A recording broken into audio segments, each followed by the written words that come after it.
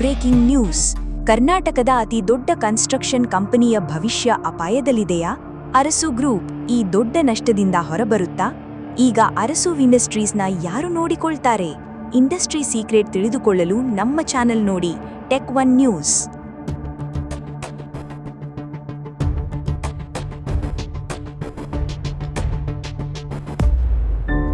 Idiot, ನಿನಗ್ ಸರಿಯಾಗಿ ಒಂದು ಕಲ್ಸೇ ಬರಲ್ಲ. ನಾನ್ ನಿನಗ್ ಸರಿಯಾಗಿ ನಡೆಯೋದನ್ ಕಲಿಸ್ಬೇಕಾ? ಏನ್ ನೋಡ್ತಾ ನಿಂತಿದ್ಯಾ? ನನ್ ಕಣ್ಮುಂದೆ ಇರ್ಬೇಡ, ಹೋಗು.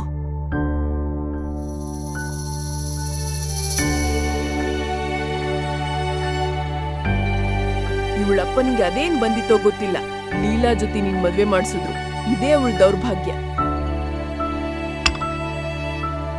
ಮನೇಲಿ ಮನೆ ಅಳಿಯನಾಗಿ ಎಲ್ಲರಿಗೂ ಭಾರವಾಗಿ ಇದ್ದಾನೆ. ಇದು ಚಕ್ರವರ್ತಿ ಕುಟುಂಬ. ಚಕ್ರವರ್ತಿ ಕುಟುಂಬ ಬೆಂಗಳೂರಿನ ದೊಡ್ಡ ಉದ್ಯಮ ಕುಟುಂಬಗಳಲ್ಲಿ ಒಂದು. ಈ ಭವ್ಯ ಮತ್ತು ವಿಶಾಲ ಮನೆ ಚಕ್ರವರ್ತಿ ಕುಟುಂಬಕ್ಕೆ ಸೇರಿದ್ದು.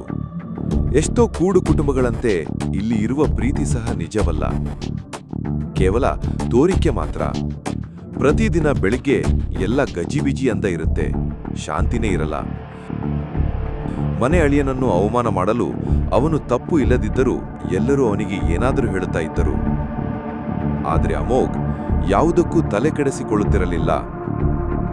ಪ್ರತಿದಿನ ಯಾರದ್ದೋ ತಪ್ಪನ್ನು ತನ್ನ ತಲೆ ಮೇಲೆ ಹಾಕಿಕೊಂಡು ನಗುತ್ತಾ ಕೆಲಸಕ್ಕೆ ಹೋಗುತ್ತಿದ್ದ. ಅವನ ಕಣ್ಣು ಭಾಗ್ಯ ಮೇಲೆ ಬಿತ್ತು. ಅತ್ತ ನಿಂತಿದ್ದ ನೌಕರನ ಕೈಯಲ್ಲಿ ಗ್ಲಾಸ್ ಇತ್ತು. ಅವನು ಅಮೋಘನ್ ನೋಡಿ ಪಾಪ ಅಂದುಕೊಂಡ. ಆದರೆ ಅಮೋಘ್ ಮುಖದಲ್ಲಿ ಕೇವಲ ಬೇಸರ ಮಾತ್ರ ಇತ್ತು. Breaking news. ಕರ್ನಾಟಕದ ಅತಿ ದೊಡ್ಡ ಕಂಪನಿಯ ಭವಿಷ್ಯ ಅಪಾಯದಲ್ಲಿದೆ. ಅರಸು ಕಂಪನಿ ನಷ್ಟದಿಂದ ಪಾರಾಗಲಾಗುತ್ತಾ? ಇದನ್ನು ಯಾರು ನಡೆಸ್ತಾರೆ? ಅರಸು ಗ್ರೂಪ್ ಕರ್ನಾಟಕದಲ್ಲೇ ಅಲ್ಲ, ಇಡೀ ರಾಜ್ಯದ ಅತಿ ದೊಡ್ಡ ಉದ್ಯಮ ಸಾಮ್ರಾಜ್ಯ. ಅವರ ಜೊತೆ ನಾವು ಹೊಸ ಪ್ರಾಜೆಕ್ಟ್ ಶುರು ಮಾಡಿದ್ದೀವಿ. ಹೀಗೆ ಏನೂ ಆದ್ರೆ ಹೇಗೆ? ಅತ್ತೆ, ಯಾಕೆ ಆತಂಕ ಪಡ್ತಿಲ್ಲ? ಏನೂ ಆಗಲ್ಲ, ಚಿಂತೆ ಮಾಡಬೇಡಿ. ನನಗೆ ಅನಿಸ್ತಾ ಇದೆ, ಅವರ ಹೊಸ ಸಿಇಒ ಜೊತೆ ನಾವು ಒಳ್ಳೆಯ ಡೀಲ್ ಮಾಡಿದ್ರೆ ಎಲ್ಲ ಸರಿಯಾಗುತ್ತೆ. ಅಮೋಘ್ ಮುಖದಲ್ಲಿ ಸಣ್ಣ ನಗು ಮೂಡಿತ್ತು. ಅದು ಅವನ ಕಣ್ಣುಗಳಲ್ಲಿ ಕಾಂತಿ ಹೆಚ್ಚಿಸಿತ್ತು. ಅಮೋಘ್ನ ಕಣ್ಣು ಲೀಲಾ ತಂದೆ ಚಕ್ರವರ್ತಿ ಅವರ ಫೋಟೋ ಮೇಲೆ ಬಿತ್ತು. ಗುರುಜಿ, ನಾವು ಮಾಡಿದ್ದ ಒಪ್ಪಂದದಿಂದ ಏನಾಗ್ತಾ ಇದೆ ನೋಡಿ. ನಾನು ಈ ಮನೆಯಲ್ಲಿ ಏನೆಲ್ಲ ಸಹಿಸ್ಕೊಳ್ತಾ ಇದ್ದೇನೆ.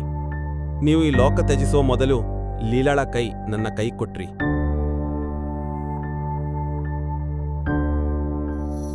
ಆ ದಿನದಿಂದ ನಾನು ಎಷ್ಟನ್ನೋ ಸಹಿಸ್ತಾ ಇದ್ದೇನೆ, ಆದರೆ ನನಗೂ ಸಾಕಾಗಿದೆ.